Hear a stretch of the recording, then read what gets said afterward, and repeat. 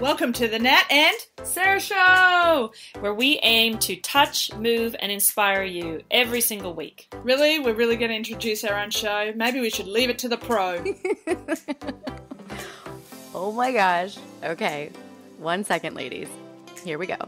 Sarah Maxwell and Natalie Cook are experts in visualization and deliberate use of the law of attraction.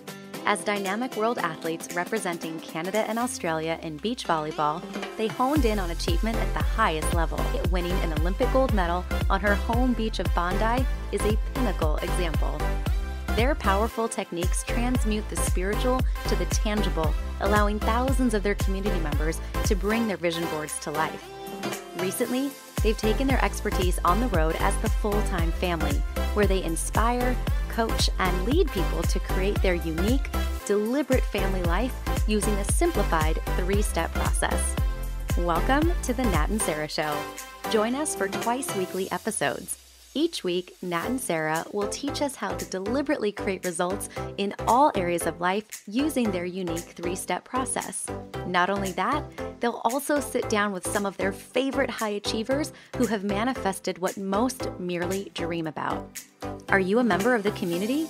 Go to bit.ly/The Nat and Sarah Show to download your 3-step journal to follow along with each workshop-style teaching episode and get ready to take action on your inspirations.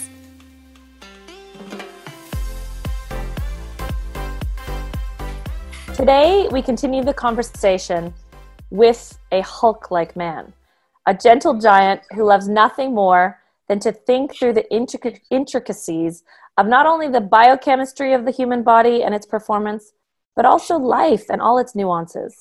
He meditates, he studied neurolinguistics, neuroscience, philosophy, Christianity, and is a chartered herbalist. So clearly the man doesn't sleep at night. He's too busy thinking. His Factor 3 fitness platform, along with the I Am Project, allow this #1 ranked Canadian national bodybuilder to inspire the masses. He is proof that age is just a number. Because at 54 years old, and some of you are not going to be able to visualize how good this man looks. I do. I get to. But he's even a grandfather, which is just crazy. He is currently training for yet another national bodybuilding title. And I think it's his 12th, but he may correct me on that. Currently working on a TedX talk later this year while earning over $1 million in network marketing. Like, need I say more? So, okay, Mr. David Gilks, where the heck do we even start with you? I kind of know, but you've done a lot in your life, haven't you? Yeah, it's and it's interesting because it's it never went as planned, right? You know what I mean? Like it's because when you take the time to sit back and you look back and you go, like, how the heck did I get here? And that, which is really important, I think, because it's because if you can actually model your own success enough times, instead of actually chasing somebody else's dream, you try to figure out how you got here. And it's actually pretty interesting because if you can pull it apart enough, you can find your own patterns, especially with your own disasters. And I think that's the important distinction. Most people look at where they went wrong and they navel gaze at that, where, I get where I went wrong, but I'm trying to figure out where I went right and see if I can extract the best part of that. Okay. Oh, I like that. Really like that. And I think in really preparing to chat to you today, because we've known each other for some years, but I learned that you speak of some of your early mentors as Bruce Lee, which Nat will just love knowing that, but also the gentle giant, which you call the Hulk.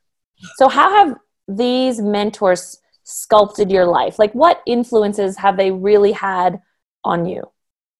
Well, it was interesting. It's, the Hulk, I think, for a lot of people in the DC comic era, it was one of these things where it was a sense of power where I lived in a really chaotic environment for a long period of time. I spent a couple of years on the streets when I was a teenager.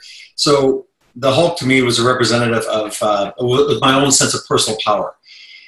because it's, and if you know the storyline, of course, Dr. Bruce Banner, very smart guy, but, when you push him the wrong way, he was able to defend himself by turning into this monstrosity who never actually went around killing people. His objective was to protect himself, right? And so, I kind of identified with that possibility. And I thought, wouldn't it be great if I could be, if I could protect myself that way, right? To have a physical persona big enough that I always feel safe and comfortable inside that skin. Beautiful.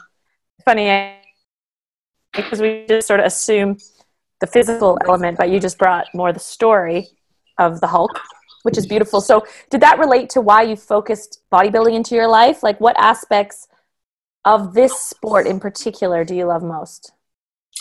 Well, I think in the beginning, it was what I first got into was, of course, the physical attributes of it, which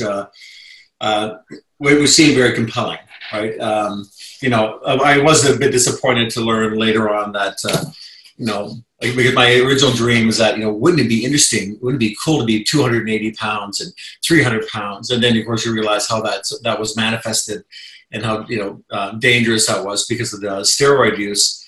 But nevertheless, I still became larger than the average man around me. And I have a cat running around. I was going to say, he didn't just flex his muscles. He does still drop things being that strong. Yeah, I have a cat that's demanding my attention. But it's, but the more I got into it, I realized that there's another part to it as well. And I started reading fitness magazines, and of course I started reading biographies of individuals that were competitors. And Lou Ferrigno, of course, part of his journey was that, of course, he was legally deaf growing up, and of course that presented a bit of a challenge for him. Of course, we can imagine back in growing up in the '60s and the '70s, being deaf, there wasn't a lot of the ear apparatus wasn't as refined as it is nowadays. So he had to find a place to fit in. He had to find something that was his, that he could do uniquely. Despite what he considered, his handicap. So I found this story kind of really great, and even seeing with Arnold Schwarzenegger, even though watch those lines, it was a singular thing that was enough to kind of get them to create a path for them. Right? They had to use something. It's like a cattle prow on the front of a train. It's something that is strong enough to push everything out of the way so they could get to where they want to go. And so that became the thing that I used over the years to kind of cattle prow my way through life. Wow. Yeah. Like that's interesting, because do you feel like bodybuilding has like an element of improvement, like you kind of like in your own space to succeed? Like there's not as much competition, or are you kind of looking at other people in terms of judging your own success, or is it kind of like you run your own race a little bit more?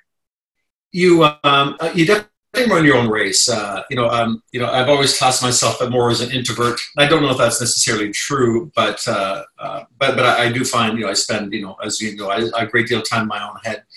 But bodybuilding is very introspective.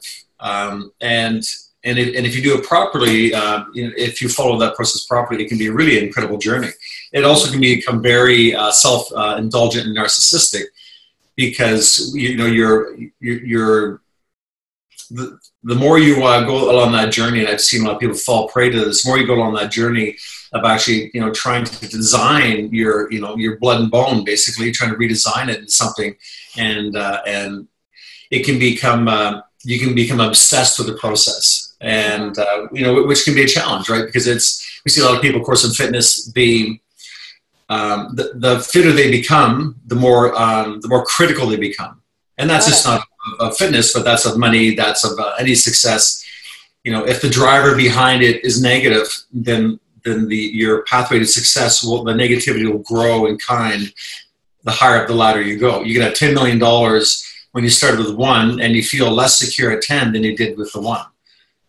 if you don't change the driver. So for me, as we spoke just before we got on here, it was a matter of actually changing the impetus behind why I wanted to be a bodybuilder. And I enjoyed it. I said, well, I don't want to get rid of it. There's nothing wrong with it. It's just the motivation was incorrect. I had to change the reason why I was doing it. So what is it now? What's your motivation these days? Well, it was so funny because it's when we talk about age, I don't even know what to do with the word number 54. Like, because it doesn't even make it, I had no representation of it when I look around my community. It just doesn't make any sense. So I figured, well, there's something must be wrong. So and I kind of have fun with the parody of it, because if I can do this at 54, then people coming up behind me, they got to know that I'm road mapping. I feel like I'm one of the French voyageurs going across Canada, saying, well, what's on the other side of this mountain? I have no idea, but I'm going to find it. I'm going to figure this out. But I'm going to create a map for it. And I feel like my whole life has been a map, because I'm very open about some of the the twists and turns and some of the chaos, and and a lot of the aspects of the journey which aren't great, and big chunks of it are not. But I get to map it out. And there's an author, Carolyn Miss. She's a spiritual author, and I was listening to one of her. I was in the jungle with my son just a year and a bit ago, and I was watching a TedX video from her, and she said, "Just imagine that you're on your knees praying and saying, God, why has this happened to me?" And so God hears your plea, sends an angel, and the angel shows up and says, "Well, because it did. Next question." And it was important for me, because when I heard that, it's okay. I'm still here. I haven't fallen apart. I still have lots of great things in my life. So what is the message behind my journey, and what's the purpose? Once I started teasing that out, the motivation behind why I do everything really changed powerfully. Yeah, right. I think that just made me laugh when you said Carolyn Miss saying next question, because for the analyzers out there, that kind of shuts that all down, doesn't it? So, well, I'm going to call the analyzer back just for a second, because I want to explore this roadmap. I thought that was a really nice visual that you had about almost like a first settler who's like looking at a piece of land that no one's seen before. So let's look at this map that you're showcasing for us all. So if we are exploring human performance, because you've looked at it from a lot of angles. So, a herbalist, and then we've got, biochemistry, and then, from a mental perspective, you've got the neurolinguistics, and then you're meditating. So, okay, what do you believe to be the most important pieces of the puzzle to ultimate human performance? I think it's all stacked, because it's like meaning that you have to. It's like any scientific endeavor. You have to start with a hypothesis. And so, I think there's a great illustration that different speakers have used about, they'll give you 5 rocks, and then 10 small rocks, and then a cup of sand. And you have to find some way to fit them all into a quart glass. And there's a very specific order they have to fit into. So the one thing that we know about human performance is that we don't know anything about human performance, because it's a massive variable. Like, there's so many things going, if every cell has 1,000 things going on, like, per second, there's 1,000 things interplaying with each cell, and you get 1 billion of them. And each billion cells are communicating in real time through little lights called biophotons. So it's like watching birds fly, and like, how the hell do 1,000 birds fly through the air without running into each other? And they're in constant communication. So what I started recognizing is that, first of all, we are a giant ecosystem. Right, on a small level, on a massive level, but that's just how everything is designed, and we need to figure that part out first. So when I looked at training, I realized that I had to clean up whatever was obvious. I had to clean that up. So, for example, I worked with a bunch of women years ago, and one lady asked me, said, "Well, are you going to talk about hormones and menopause as it relates to body fat?" I said, "Not right away. What I'm going to do first is I'm going to shove a bunch of air down your neck, and we're going to call that aerobic training. right? I'm going to do that consistently over the next 90 days. And we're going to teach you how to do it. We're going to teach you strides. We're going to show you how to set it up so that you actually develop, good mechanical patterns. And when you do it consistently enough, so your body recognizes the intake of oxygen, so you start developing more red blood cells and you become more efficient. So we're going to do that for 90 days. Second thing we're going to do is we're going to control your blood sugar, and we're going to do that by setting up some really good macros. So we'll do a really balanced meal. We do that consistently day in, day out, and we're going to do that for 90 days. And the third thing we're going to do is that we're going to put you under a form of resistance called strength training. And we're going to do that from the core out. And we're going to do that for 90 days. And then whatever is left over is the problem. You're awesome. Right? Because when athletics and everything else, what we're doing is that we're not looking at, you're not an athlete, you're a human body first. Right? You're not anything. And there's rules. Let's go see if this thing is aligned. So we start with core development, and we start with posture, and we start with making sure that we have what we call symmetry in movement. So my left hamstring is approximately the same length as a right hamstring. The left side strength is relatively equal to the right side strength, so don't have this huge disparity. And all we really had to do was start playing around with that. And the more we focus on those pieces, the naturally better I got, because anytime I go see a performance coach, let's say somebody who's designed to teach me how to sprint, well, what he was giving me was on a body that was stable, and the body would take it properly, right? If somebody was feeding me and I was eating on a cycle and I was eating consistently, the advice they were giving me was falling on a stable body.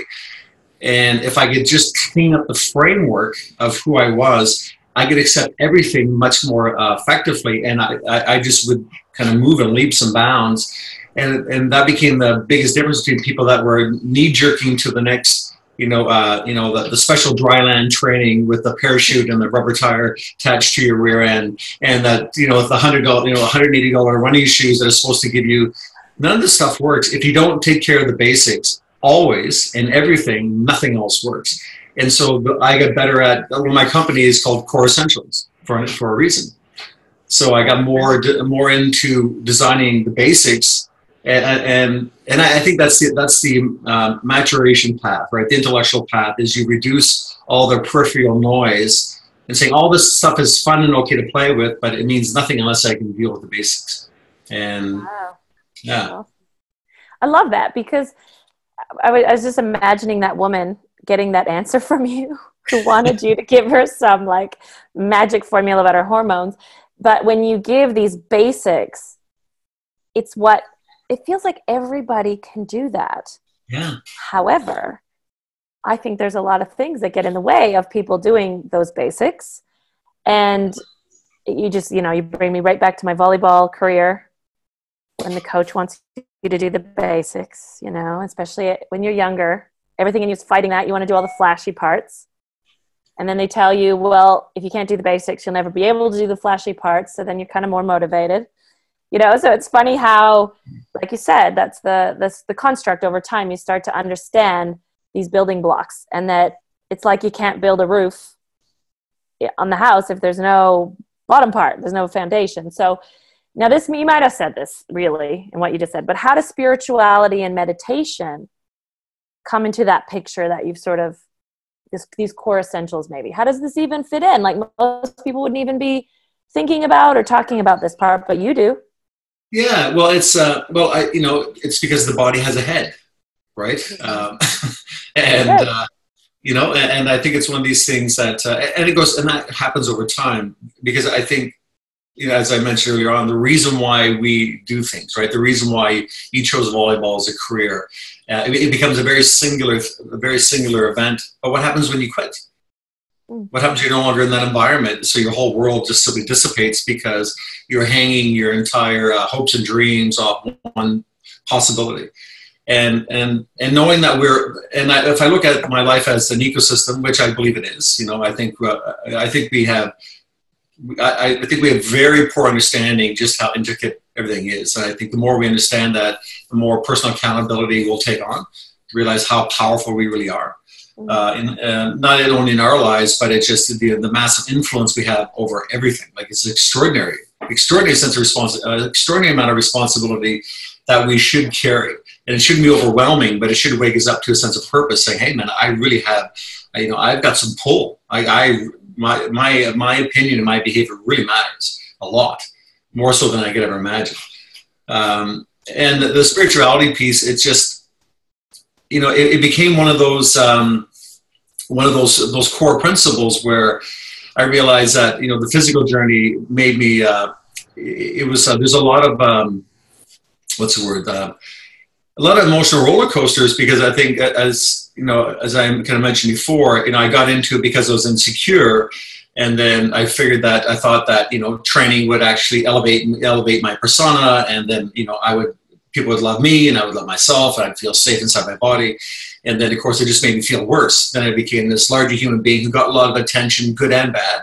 And then that made me feel really uncomfortable. So I didn't know what to do with that. I was very disappointed that my success hadn't turned out to be the big ticker tape parade I thought it was going to be. Right? And so it really threw me off. And going, okay, well, this doesn't feel good. So I started exploring those pieces a little bit more. Then what makes me feel? Then what would make this feel better? Or how can I reframe my journey? What else could this mean? What else can I do with this? Because I'd be ashamed to throw it all out. And I had, you don't have to look very far to witness what zero direction and chaos looks like in an individual's life, right? There's massive examples of that, at a stone's throw. So I started reorientating myself, and then actually looking to history, looking to, looking to philosophers, and looking, we've been on the planet for a few years here, for a few thousand years, and just looking at, for the massive civilization, what kind of kept them on point. And it wasn't a perfect journey, but what kind of kept them on point was the fact that there was a sense of purpose beyond themselves. And now, and of course, in today's society, we have everybody's hypersensitive, and, everybody's terrified to say the wrong thing. But for me, it just, it was a matter of for me, it was actually becoming, well, if I'm going to be this man, and I have this physical stature, then what's the responsibility? I get to go around smacking people in the head and anybody who did me wrong, I could go beat the hell out of them. I used to work in the bar industry. I could be that aggressor, right? Or I could say, well, maybe I could use my superpowers for good and not evil. And what I did is I realized that, okay, my physical presence actually opens doors for me. My physical presence makes people think twice about saying things. My physical presence gives me a platform. Then what would be the best use of that platform? And when I realized that my physical platform created space, either in conversation, right? So people weren't going to beat me up anymore, right? I wasn't going to deal with a lot of physical harm. But if it created a space and it created a pause inside my life, then what can I fill that pause in with? And I realized that if people looked up to me, then, and maybe I could use this as a tool to show people what was possible physically, but also it gave me a safety net to kind of return back to more of a spiritual way of looking at life, to kind of getting back to that. So looking forward, trying to get back to those big blocks, those core principles. I grew up with a grandmother who used to read the King James Bible every morning. I don't know how the hell she read it, because the print was like micro small, right? This little tiny red Bible. But I asked her, why do you read it? Like every morning you're there with your tea and toast and reading this little Bible.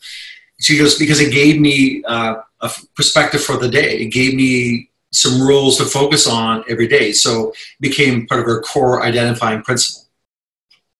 And whether we believe in Christianity or not, whether that's our thing, it's just, if you don't have something to follow that you decide and daily, if you don't train for 3 days, the nervous system starts looking at whole new ways of being. It starts adopting your new behavior, whatever you're doing. You're sitting on your rear end. You haven't been running or swimming for 3 days. The nervous system starts to shift its focus on what's going on next. And so that became when I realized that's how malleable our bodies are. And of course, it's how malleable our personality is. It's how malleable our focus in life is. And this is a daily event. So I found that if I read every day and things that were moving it forward, I was interested in what everybody was saying for a while, because I have quite a book collection, as I'm sure you do as well. And what I found, I came full circle, and then now I'm down to just a few different books, a few different authors. So I've gone full circle of wanting to know everything and realizing that they're only really saying the same thing. And then of course I started moving away from personal development in the sense of, you know, taking a million courses, reading a million books, because it creates personal development fatigue. It's like the crash dieting, right? You've done 20 diets, you know, you've done 30 exercise programs, and you've read, you know, 60 books, and the 60 books, they're all on the same topic. Seriously, the first book should have done it, right? Yeah, you're like, well, this is actually really fascinating. Like, to see there's a common theme around what you're saying about coming almost to a smaller range, a more simple, almost like less voices that you're being mentored by or guided by. So in all this, what I see is a real sense of purpose, and I don't know if drive is the right word, but something moves you forward, you know, to whether it's a discipline to read, to continue to compete, you know, like, what is the motivator to continue setting goals, to continue creating? Actually, you know, it's funny enough, Wayne Dyer wrote an incredible book called The Power of Intention. And I must have listened to his audiobook 100 times. I drive out to a client's house over a 10-year period. I drove to this client's house. It took me half hour to get there, half hour to get back. And I listened to this audiobook over a 10-year period about 100 times. And he said one thing that was really, really powerful, and it was brought up again by a fellow Canadian, Dr. Jordan Peterson, who's just a brilliant, brilliant author. But he said, you know, one of a human's greatest tragedies, and the one thing that we all share, is immortality. Like, we're not going to be here forever. And so, you know, most people live their lives, you know, pretending that they're never going to die. So they live in the horror of that idea of their demise. He said, so you make your peace on this side of eternity with your own demise. Make peace with your own death. Like, figure it out right now. And so this was probably 15 years ago when I was going through that process of trying to figure out what that might be like. And then once I said, the only reason I would be afraid of dying is that it wasn't the fear of death. It was the fear of wasting a day on this planet, wasting one valuable second of doing something that was completely worthless and it had no value to me or anyone else around me. So you think of people in the hospice that are just these miserable, and they're just depressed, and they're terrified, and they're not terrified of death. What terrifies them is that, you know, they don't have enough points built up to take them into an afterlife that's going to be worthwhile. They're terrified that their life didn't mean anything. And so, and I think, you know, we're the only mammals that are aware of that are aware of our finality. So I started thinking about that piece and going, you know what, I want, when I'm 95 years old, or I'm 103, I'm kind of aiming for 103. Is okay. That I want to, like, I want the ability to lie down and say, okay, I'm done, I'm tired. You know, I did exactly what I was put here to do, and I'm tired. But it's, you know, and I'm not banking on, the Christians have this belief of, you know, they want to be resurrected and everybody's going to go to heaven. And I put that belief away. I said, no, you know, I don't necessarily know that to be true, and I'm banking on the fact that it's not going to be true. I got one life to figure this out. And if you look at history enough, all our forefathers, they used to say, we don't hear this much anymore, unfortunately, but their objective was for future generations. I'm building my wealth for my future generations. I'm doing this research for future generations. I'm saving my land for future generations.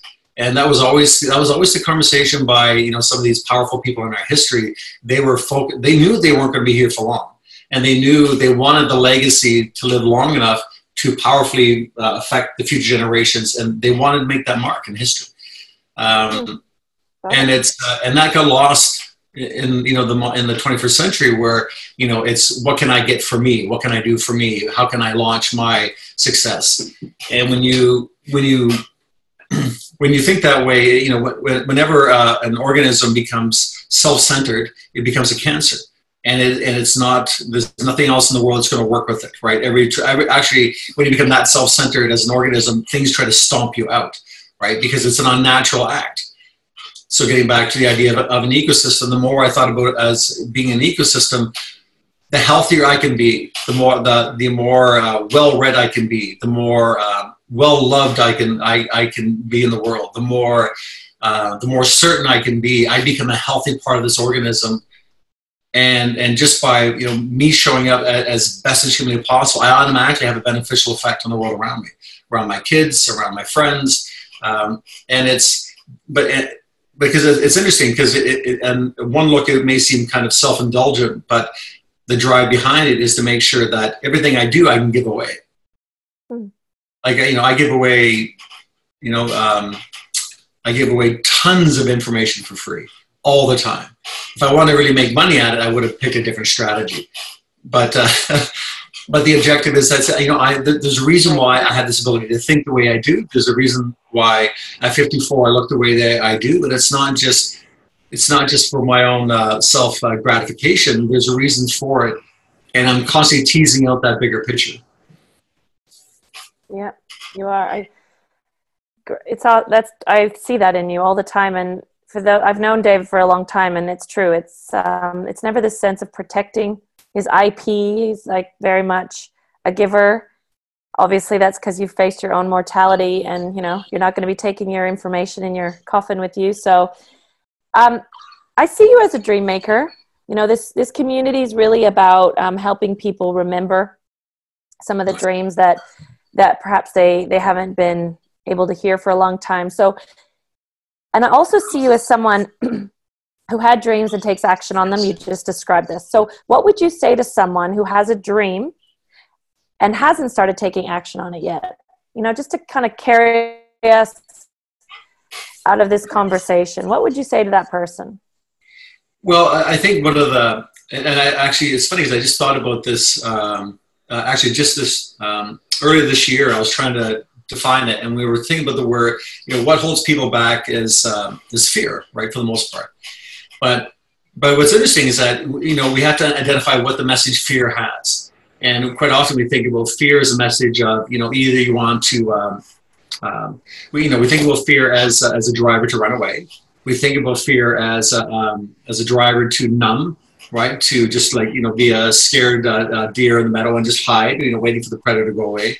Or we think about fear as a method to fight, and I think we need to define what the message of fear, like the fear of moving forward, what is it telling us? Because I think there's two possibilities. If fear around, it thinks, well, I'm so anxious about I'm fearful about stepping forward. But maybe if you explore fear a little bit more, maybe fear is telling you that what I'm really afraid of is not doing this. I'm afraid what will happen to my life if I don't do this. I'm afraid of what I will think of myself if I don't do this. I'm afraid of what opportunities I'll miss if I don't do this. And maybe it's the fear of not succeeding. Maybe it's the fear of not stepping up. And maybe your soul is grabbing you by the collar and shaking you, saying, "Wake up to the possibility of your life." Like we're not, fear is kind of a broad message. And you have to make sure you interpret the message properly, because it's not telling you to not go. It's not telling you to stay still and tremble. It's telling you we are afraid of not becoming who we need to be. Ooh, this is good. I like that. Yeah, I think maybe it's asking us to run into our dreams. It's not telling us to hide and run away. And I think we got to be very careful about how we interpret the message of fear. Ooh, hope everybody caught that. Because I think that's a game changer, because there is this assumptive quality about fear. Like fear is telling me stop. Yeah. However, what I've noticed in my experience of being around successful people is that that's not the interpretation successful people take of fear, and you've just really said that beautifully. And sometimes I often the only quality of fear, there's no judgment. It just says, hey, how you're being right now is not in alignment with who you're becoming. Meaning the bigger part of you has moved forward and you are kind of like stalled back. And I visualize it like a train. You know, the train has left the station and you're like holding onto the back of the train with your heels dug in. And there's like friction to that, you know, there's like a feeling to your heels being resisting like that. And perhaps that's all that is, like an indicator of I've moved to a new place and I'm lagging behind. So imagine if I just jumped on this train and went with it. Yeah, but thank you for that. I really appreciate that new way of thinking about it. Awesome. Okay, David, here's the thing. You and I, when Dave and I get together, I always say to him, I want to talk with you more. It's like I'm tired of my own voice saying that because there's never enough time. It just is what it is. So thank you for this succinct conversation on human performance that I now see as an ecosystem and something that I can really, you know, sink my teeth into. I feel like you gave us access. Each and every one of us can do the basics. You know, it's all the rest is an excuse. And then on top of these basics, we can start to stack or chunk the next step. So thank you so much for being my friend and just helping navigate and show me the way forward. Thank you. Awesome. You're very welcome. Always a pleasure, my friend. Thank you so much for listening to the show. Don't forget to join the community at bit.ly/The Nat and Sarah Show to download your 3-step journal and participate in weekly lives found only in our private group. Hold on. You've got to rate and review the show. And I know all the podcasts are always asking this. And in the past, I wasn't doing it. And the reason I wasn't doing it is because I actually didn't know how to do it. So, open your podcast player and click on our show from your library, not the Listen Now. That's where I was going wrong in the past. So now that you know how to do it, When you go there, make sure you give us a 5-star review. 5 stars, 5 stars, 5 stars. And then click on write a review link to actually write a review so that you can tell other people that we're legit and even funny, maybe a bit serious. So if you want to recommend this to someone, you have to put your fingers on the keys and send us a review. Thanks!